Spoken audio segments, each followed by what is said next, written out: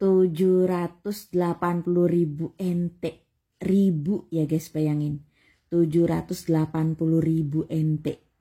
Bukan uang yang sedikit. Aku ngumpulin 500.000 NT aja sampai menghek-menghek. Bertahun-tahun gak kumpul-kumpul. Pakai lagi, kepakai lagi. Ini 780.000 NT.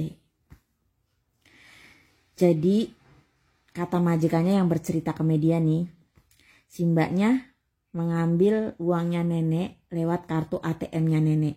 2 kartu ATM, ATM bank sama ATM pos. Kenapa mbaknya tahu kartu ATM-nya, tahu PIN kartu ATM-nya nenek? Nanti aku ceritain. Lanjut. Nah, mbaknya itu sudah melakukan penarikan sejak tahun lalu, bulan 11, bulan 12. Terus dilakukan secara bertahap. Katanya terakhir narik itu 2 hari menjelang Imlek kalau nggak salah ya. Pokoknya menjelang Imlek itu dia narik lagi. Setelahnya itu pas libur Imlek dia kabur. Nah, baru ketahuan kalau si mbaknya ngambil uang itu majikannya ngeprint buku. Pas mbaknya kabur, majikannya ngeprint buku. Loh, kok ada penarikan sekian baru tahu. Gitu. Kayak rada aneh nggak sih? Kalau mbaknya itu melakukan penarikan dari tahun lalu, apakah selama itu majikan nggak pernah ngeprint buku? Sedangkan ada kebiasaan orang sini tuh pasti ngeprint buku, guys. Minimal itu tiap bulan. Apalagi akhir tahun menjelang Imlek itu pasti ngeprint buku. Karena orang tua sini ya biasanya tuh ada tunjangan-tunjangan ya. Yang punya pensiunan ada pensiunan masuk, ada asuransi masuk gitu. Pasti ngeprint buku. Kenapa ngeprint bukunya pas si mbak kabur baru ngeprint buku? Baru ketahuan.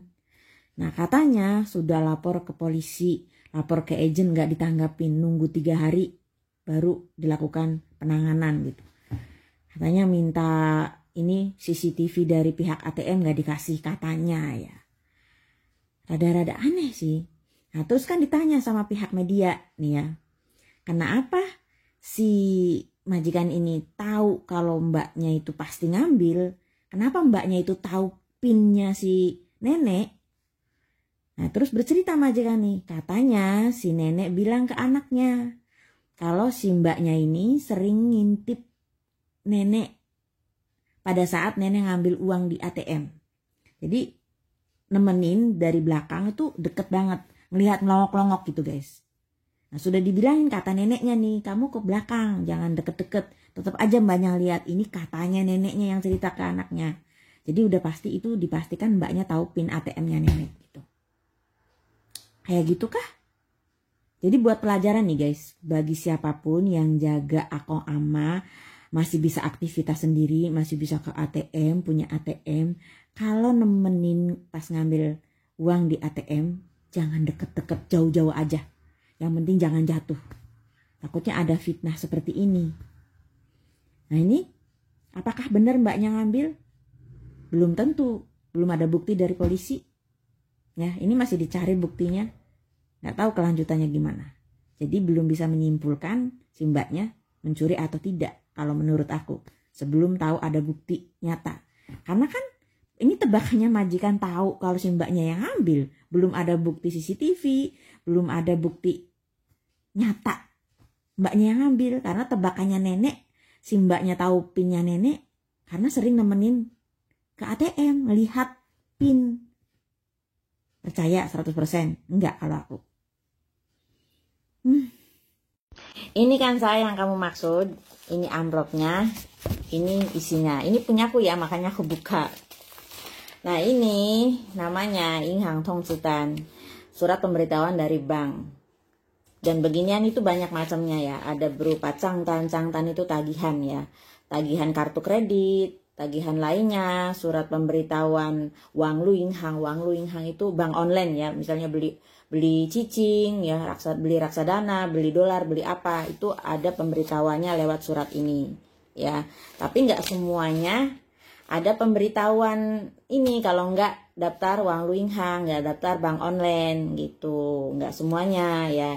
Dan ini pun di sini nggak semuanya lengkap tertulis di sini kalau punyaku ya.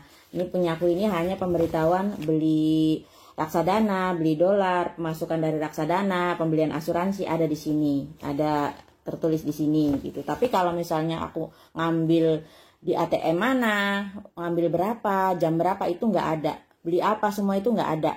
Pemasukan dari yang lainnya pun nggak ada. Ya kalau mau yang print buku begitu. Gak semuanya orang itu dapat surat beginian kalau nggak daftar ke banknya, nggak minta ke banknya, nggak ada Wang Luing Hangnya, nggak ada bank online-nya. Tapi orang sini ada kebiasaan ngeprint buku itu gitu loh. Setauku ya, ini sepengetahuanku ada kebiasaan ngeprint buku. Jangankan orang sini yang uangnya banyak, ya berjuta-juta gitu kan. Orang aku aja ada kebiasaan ngeprint buku sekarang. Karena apa? Karena kalau setiap ngambil uang di ATM tuh ya, itu kalau lama nggak ngeprint buku itu di mesinnya ada pemberitahuannya, ada tongzenya ya. Dising itu mengingatkan, suruh kita swap penzi, ngeprint buku, begitu say. Jadi begitu ya. Ini punya aku, makanya aku buka. Ya, assalamualaikum. Yang model-model kayak gini nih, yang bikin pekerja migran Indonesia itu namanya makin tercoreng. Jadi Mbak PMI ini tuh viral sampai masuk TV karena diduga mencuri uang majikannya senilai 780.000 NTD. Ini totalnya ya. Terus yang aku baca juga di beritanya itu dia udah melakukan hal ini tuh sejak bulan Desember, teman-teman. Jadi nggak langsung diambil 780.000 tapi dicicil. Tapi sekali lagi ini diduga ya. Dan uang yang diambil itu sebelum dia memutuskan untuk kabur atau menjadi pekerja ilegal itu senilai 100.000 rupiah. Dan iya, untuk penarikan ATM itu kita bisa mengambil 100.000 paling maksimal udah. Benar atau tidaknya Mbak ini yang melakukan itu masih dalam proses penyelidikan, teman-teman ya. Yang jelasnya Mbaknya ini kalau misalnya 3 hari tidak balik ya, lu 3 hari nggak balik ke majikan lu, atau lu seenggaknya muncul di publik memberikan keterangan ya, lu otomatis udah, lu nanti mau menyerahkan diri juga nggak bisa saya. Lu nanti menyerahkan diri bakal tambah parah ya. Ini kayaknya udah 3 hari nih, dan Mbaknya otomatis akan menjadi DPO. Dan kamu menjadi pekerja migran ilegal plus punya kasus. Pada saat kamu mau menyerahkan diri, jangan harap mulus-mulus ya. Pasti kasus ini bakal kamu hadapin dulu sebelum kamu pulang ke Indonesia. Dan karena kamu tidak muncul ke publik ya untuk memberikan keterangan, maka otomatis semua tuduhan ini itu akan dibenarkan loh ya, karena kamu tidak muncul sebagai saksi aja, kamu nggak muncul. Jadi otomatis kamu akan menjadi tersangka. Dan kasus ini dicurigai tidak dilakukan oleh 1 orang saja, tapi kemungkinan ada komplotannya nih si Mbak PMI-nya ini.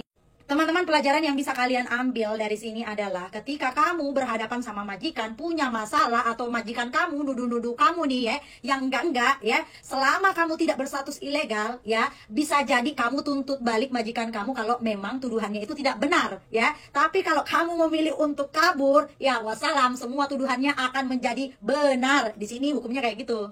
Pelajaran berikutnya adalah ayo dong teman-teman semuanya kontrol dirinya. Kalau ngelihat uang majikan, kok aduh jangan kok sekali-sekali buat ambil tuh duit. Ya itu bukan duit kamu sayang. Bersyukur aja, gajimu tuh udah gede loh di sini dibandingkan orang yang bekerja di Indonesia.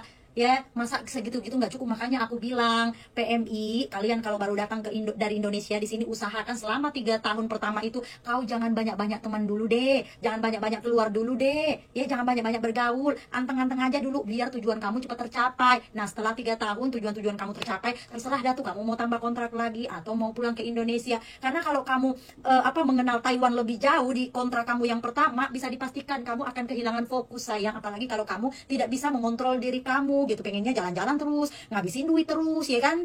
Ya semoga aja Mbaknya ini di luar sana baik-baik aja ya, karena statusmu udah DPO Mbak ya. Kalau misalnya pekerja migran ilegal yang lain mah tanpa ada masalah bisa aja tuh. Kalau misalnya ada polisi ya kan aman-aman aja kayak pura-pura apa, enggak, kamu udah jadi daftar pencarian orang Mbak. Jadi pergerakanmu tidak akan seluas dan selihai pekerja migran ilegal yang tidak punya kasus hukum. Hukum di Taiwan itu ngeri banget sayang ya, tegas di sini hukumnya, jelas, nggak kayak di negara kita. Jadi kalau kamu berani ya tersangkut hukum di Taiwan, aduh wassalam udah kamu.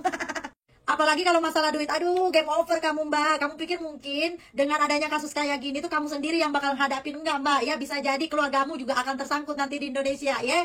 Moga baik-baik ya di luar sana ya Mbak ya. Cayo, enggak deh, semua ketangkep.